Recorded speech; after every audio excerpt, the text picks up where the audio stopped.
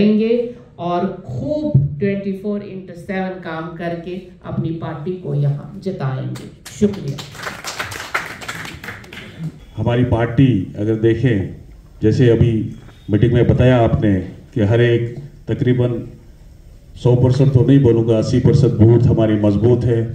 वो तब हमने बनाए वो बूथ, तब हमारे बूथ मजबूत है जब अब हम सब ने मिलके मेहनत की, कोशिश की, और जो आज हमें काम मिला है, मुझे पूरी उम्मीद है कि हम सब मिलके इस काम को कंप्लीट करेंगे। जो आज हमें काम मिला, इंशाल्लाह ये भी हम पूरी तरह से अब जिम्मेदारी से ये काम भी निभाएंगे। आप सब लोगों का बहुत बहुत शुक्रिया। अस्सलाम वालेकुम। आदाब। अब सारे जानते हैं कि भाजपा यानी बीजेपी आज हमारे यहाँ पे नॉर्थ में पार्लियामेंट्री कॉन्स्टिट्यूंसी की मीटिंग थी, जिसमें श्री अशोक कौल जी हमारे जनरल सेक्रेटरी ऑर्गेनाइजेशन मौजूद रहे और हमारी कोर कमेटी सारी जो डिस्ट्रिक्ट की हैं और सारे विस्तारक और हमारे कॉन्स्टिट्यूंसी प्रेसिडेंट्स और डिस्ट्रिक्ट प्रेसिडेंट्स मौजूद रहे। इसमें क्योंकि पार्लियामेंट इलेक्शन आने वाला है, उसकी तैयारियां हो रही हैं और किस तरह आप जानते हैं कि हमारी पार्टी कैडर बेस्ड पार्टी है। हम अपने कार्यकर्ता को 24/7 तैयार रखते हैं। भले ही कोई भी काम हमसे कहा जाए, हमारे कार्यकर्ता से हमसे कहा जाए, हमें तैयार रहना पड़ता है। हमारी हमेशा कोशिश रहती है पार्टी की कि हम लोगों तक पहुँचे और जो हमारे कार्यकर्ता है वो एक्टिव रहे। और अब इलेक्शन बहुत नज़दीक है, उसके लिए हमारी आज की जो मीटिंग थी, इसमें सारे अहदेदारान यहाँ पे मौजूद थे।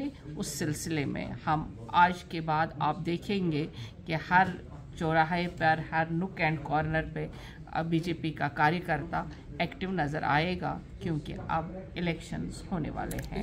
जब हम डेमोक्रेटिक कंट्री में रहते हैं, जहाँ डेमोक्रेसी का प्रोसेस हमेशा रहा है, वहाँ ये हम कह ही नहीं सकते हैं कि हम असेंबली इलेक्शन नहीं होगा, क्योंकि आप जानते हैं डिलिमिटेशन के बाद अभी हमारे वोटर लिस्ट्स और उसमें वोटर एंट्रीज, अभी भी हम उसी पे बात कर रहे थे कि हर एक को मौका मिलना चाहिए कि वो वोटिंग में हिस्सा ले, और जो इलेक्टोरल रोल्स हैं उनको ठीक करना पहला हमारा काम होना चाहिए। वो सरकार कर रही है और पार्लियामेंट इलेक्शन के लिए भी वो प्रोसेस चल रहा है, क्योंकि पूरे हिंदुस्तान में, पूरे मुल्क में ये प्रोसेस चलेगा और इलेक्शन एक टाइम पे होगा इंशाअल्लाह रहमान। वो प्रोसेस के बाद, क्योंकि डेमोक्रेसी का मकसद ही है कि इलेक्शन का प्रोसेस हमेशा रहता है, उसमें कोई दो राय नहीं है। बस इलेक्शन कमीशन बिगुल बजाएगा और यहाँ इलेक्शन होगा। यूएलबी इलेक्शंस और पंचायत राज क्यों पीछे लिया गया? देखिए, आपने देखा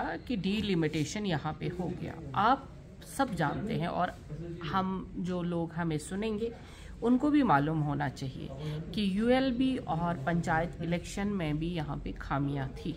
कहीं पे अगर किसी यूएलबी के हलके में या पंचायत के हलके में 2500 वोट हैं और दूसरे में 25,000 है, कहीं पे 1300 वोट हैं तो कहीं पे 13,000 हैं, ये सही नहीं था और इसको ठीक करना बहुत लाजमी है, ताकि सारे इलेक्शन लड़ पाएं और सबों को इंसाफ भी मिले, और जो कैंडिडेट्स खड़े भी हो जाएंगे उनको भी पता चले कि हम अब अनगिनत, वो जो पहले हुआ करता था अब वो नहीं है। हमें हर चीज़ में सालमियत लानी है, हमें हर चीज़ को सही करना है, तभी हम इस प्रोसेस को आगे बढ़ाएंगे।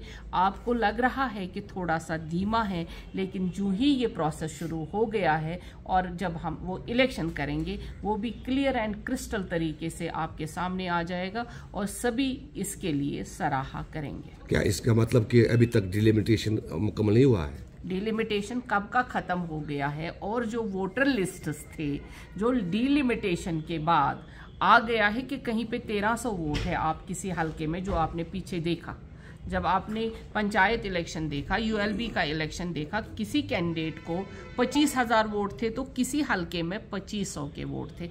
वो ठीक इक्वल करना है तो इंशाअल्लाह रहमा उसके बाद इलेक्शंस होंगे। शुक्रिया।